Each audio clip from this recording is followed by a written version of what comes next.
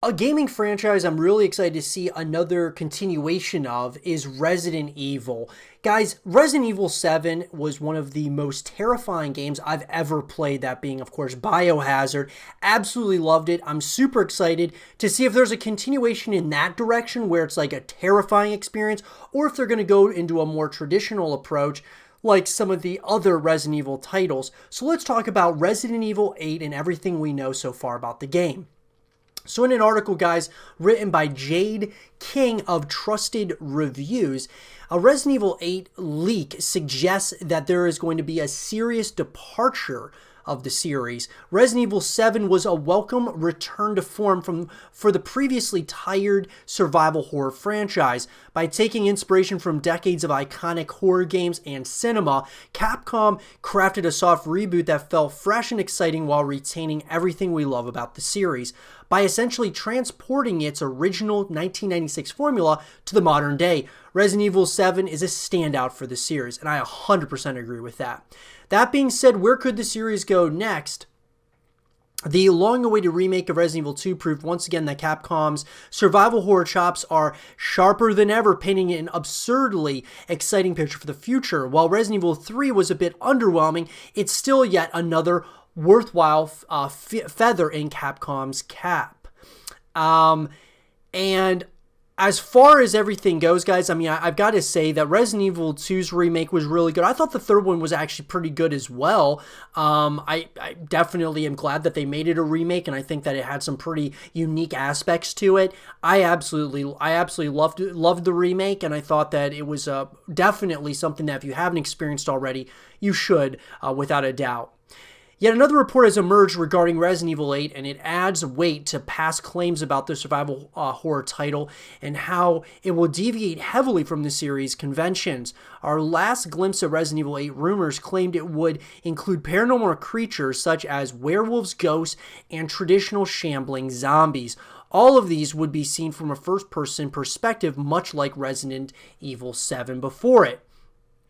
This leak comes from a fellow known as Aesthetic Gamer on Twitter who had the following to say: "This will be breaking this month with more details later, not by myself, but I've needed to clear some stuff up. Resident Evil 2021 is Resident Evil 8, but it wasn't always Resident Evil 8. During most of its development, it existed as Revelations 3.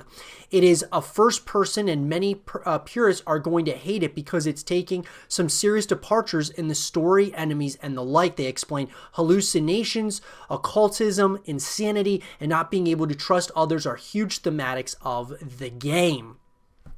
So, what do I think about that, guys? I'm down. I'm game for it. I don't know if they're necessarily talking a departure from Resident Evil 7, or if they're talking kind of just a departure from the game as a whole, like the franchise as a whole. It's kind of hard to kind of say at this point. I'm hoping they go in a direction continuing kind of like what Resident Evil 7 started, just because it was so... I mean, I just did not expect it whatsoever. I didn't expect Resident Evil 7 to be this terrifying experience, but a great narrative all the same. The one thing that I wish Biohazard had would be like multiplayer modes and co-op modes, which it pretty much was just a single-player experience. And I'm hoping Resident Evil 8 kind of does what Resident Evil 7 did, which was, you know, of course, have this really cool narrative and a terrifying experience. But on top of all of that, they also add like some multiplayer and, you know, some co-op modes that bring you back to the title. All in all, though, guys, Resident Evil 7 was just really, I mean, it kind of just brought me back to how I felt about the series in the first place. I mean, just an incredible, you know, experience that not necessarily was meant to necessarily be a shooter and such, just meant to be terrifying in my personal opinion, and that's what Resident Evil 7 absolutely was. Now, when is it going to release, guys? Resident Evil 2 Remake was released to critical acclaim across PS4, Xbox One, and PC in January of 2019. With that out of the way, the future of Resident Evil remains unclear. Unless Capcom has another reimagining in the works beyond Resident Evil 3, Resident Evil 8 will surely be the next installment we see for the franchise. So what I would say, guys, is we will probably start hearing some word about Resident Evil 8 this year, and I would say it's probably going to release either in 2021 or 2022, depending on when we get an announcement. Now, what is the story here? Well, Resident Evil 7 concludes with protagonist Ethan Winters defeating Eveline before being saved by a familiar face. Chris Redfield, now working for the Umbrella Corporation, emerges from a helicopter with a squad of heavily armed soldiers. This conclusion raises so many questions. Why does Redfield look so different? Why is he working for Umbrella? What are they planning? We expect many of these queries to be addressed in Resident Evil 8, which will no doubt see the introduction of a much wider threat. So that is something that should be really interesting, guys. I mean, obviously we've had games in the past in Resident Evil where we've played as Chris Redfield.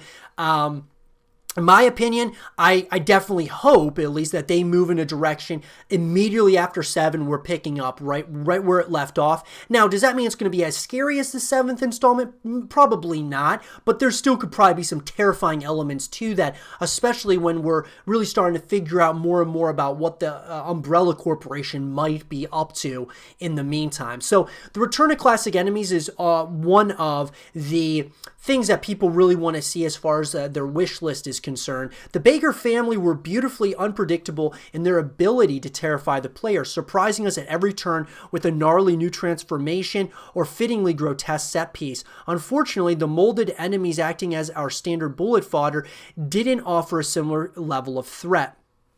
So yeah, the molded guys, I agree, didn't really feel... wasn't something that I really liked that much, even though I thought it was different, and I appreciate that they're kind of trying different things, but I don't think that they should bring the molded back whatsoever. They simply weren't very scary and easily dispatched with a well-placed headshot or two. Resident Evil 8 should reinvent some of the classic series favorites. We're talking lickers, tyrant spiders, and shuffling undead pulled straight from a classic Romero flick. I agree with that 100%. I think that is what Capcom is going to do, in my personal opinion. They probably will like reinvent some of these classic series favorites and probably come up with some new ones as well, which I'm totally fine with, by the way. Resident Evil 7 was a soft reboot in all kinds of ways. Beloved motives reworked to benefit the new formula, including iconic characters and locations. This being known, wouldn't it be awesome to revisit Raccoon City? What if the virus first introduced in 7 made its way to the mainland just as Ethan returns to civilization? This would be the ideal foundation for reintroducing the universe first established back in 1996, but instead of repeating the past, Capcom must strive to reinvent famed conventions and characters in a way that feels fitting of its newfound direction. Exploring such a sprawling metropolis in first person sounds magnificent, more so when a new horror awaits around every blood-drenched corner. So I agree with that as well, guys. I mean, Raccoon City would be pretty cool. I think that would be really neat. Oh, at the same time, though, I would be down to see a completely new area, right? New places, a lot of times, that don't feel familiar are sometimes the most terrifying experiences. That's why I think the 7th one was just so terrifying, at least to me. Even though there were things, it felt like Resident Evil, but a lot of this stuff, it was like we hadn't visited a lot of those things, you know, for a while in the Resident Evil franchise, and when we did come back to it, man, it was a terrifying experience. We're drifting into spoiler territory once again, so tread carefully. The final third of Resident Evil 7 didn't match the strength of its earlier chapters. The Baker family was no more leaving us to fend against the molded as the plot drip feeds us exposition before the big conclusion. It's all incredibly well done, pacing narrative, drama against action in a way that seldom feels like a slog. However, it simply wasn't as compelling as Ethan's plight through the swampy confines of Dulvey, Louisiana. Resident Evil 8 needs to avoid this pacing pitfall, ensuring the closing chapters live up to the blood-curdling tension that comes before it. I'm on the fence about that one, guys. I mean, I thought the final act was really good in Resident Evil 7. I'm not going to say it was the best of the entire franchise, but I thought it was pretty good for what it was. But sure, if you want to have a little bit of a stronger act, that would of course be that would be pretty cool. Resident Evil 7 did a fantastic job of making the player feel insecure in a world they grew to know so much about. The Baker family estate, much like the Spencer mansion before it, was an interconnected maze that became ingrained in our minds the further we explored. Myriad doorways and hidden passages made a cohesive whole we were expected to memorize in order to succeed. Capcom's next entry should draw on this sense of subversive terror. Imagine spending hours navigating a specific building only to have it subtly transform before you, or perhaps a mysterious force has been following us since the very beginning. So Resident Evil is ripe for such exciting additions, especially now Konami has seemingly abandoned Silent Hill, which isn't necessarily true. I think that Konami is actually going to be working on Silent Hill with Kojima, which is another conversation for another day. We've already talked about Silent Hill, guys, on the YouTube channel. You guys can check out those videos that we've talked about Konami bringing back Silent Hill. But in this instance, I love the way, this was put together as far as myriad doorways and hidden passages were made a cohesive whole where we were expected to memorize in order to succeed. I want to see more of that. Psychological horror, guys, is the best in my opinion. I mean, sure, there's some, terrifying elements of other games, like if you think of like Dead Space, where it was more like kind of more of a shooter, and but you would always have like things, you had to always look around you because there was things sometimes behind you, and that was absolutely terrifying. But this is different. This is kind of like a lot of that build-up horror. And then, very psychological, trying to, kind of figure out this story and figure out what's happening here, and really get the history there as well is a really big thing as well. But all in all, guys, at the end of the day, we don't really know much about Resident Evil 8 at this point in time.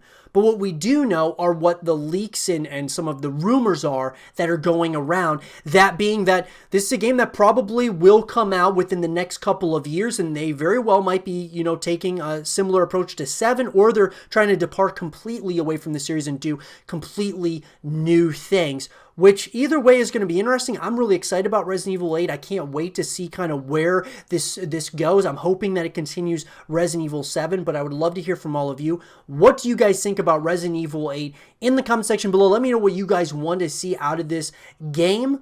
And for more Resident 8 videos and content, stay here with Zero TV.